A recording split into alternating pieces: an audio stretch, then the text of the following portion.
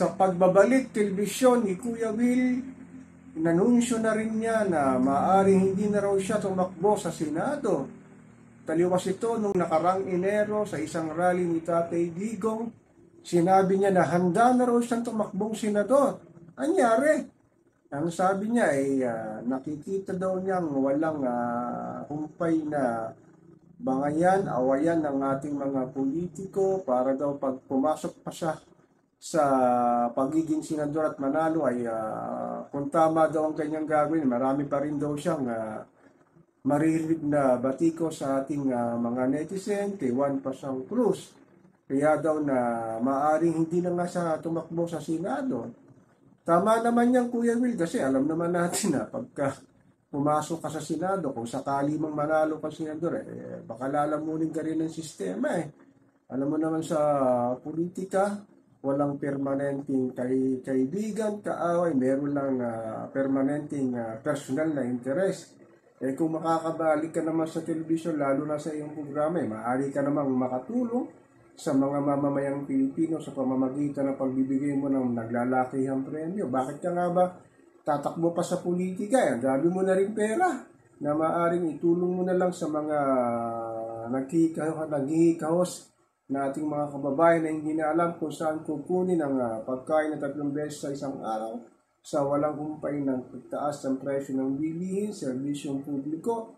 Kung sasapa ka dyan, hindi naman natin alam kung mananalo ka o matatalo ka.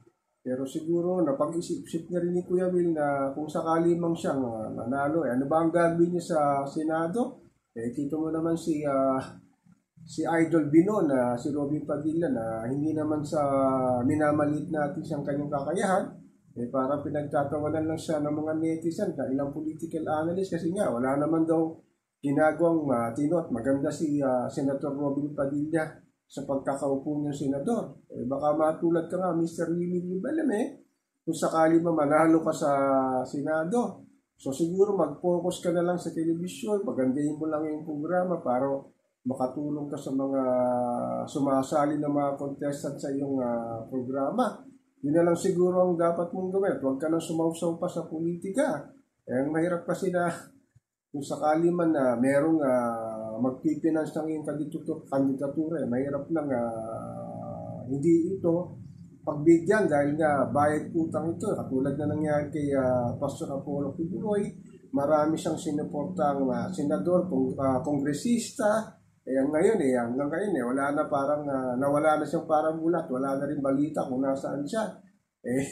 Pwede ka naman tumulong sa taong bayan pamamagitan ng sarili sigurong personal na kayamanan o pera, may tulong mo, yung mga sponsor mo sa iyong programa na maaari magbigay nga ng tulong pinansyal dun sa mga nangangailangan. Hindi mo na kailangan tumakbo sa politika para lang maglupa ang iyong buhay kasi ayahay ka na, dami mo ng pera . So dapat talaga, hayaan mo na lang siguro yung mga ilang artista na gusto tumakbo sa Senado, sa Kongreso, at ano pang posisyon sa ating gobyerno. Pero tama nga naiisip mo na maaring huwag ka na tumakbo at mag-concentrate ka na lang sa iyong programa sa television. Yun talaga yung para lang sa akin ang nararapat mong gawin at huwag ka nang makibahagi pa sa kaguluhan sa politika dahil alam mo naman natin ang mundo ng politika masahol pa sa entertainment na nangyayari na siraan at tapos pag hindi mo na ibigay yung nararapat mo ibigay sa iyong posisyon talagang makakarinig ka ng mga paninira sa iyo ng taong bayan, sa mga netizen at ilang political analyst. So ako po si Papa Ken, patuloy po ako mamamatya sa kaganapan dito sa ating bayan ni Juan Pasang Cruz.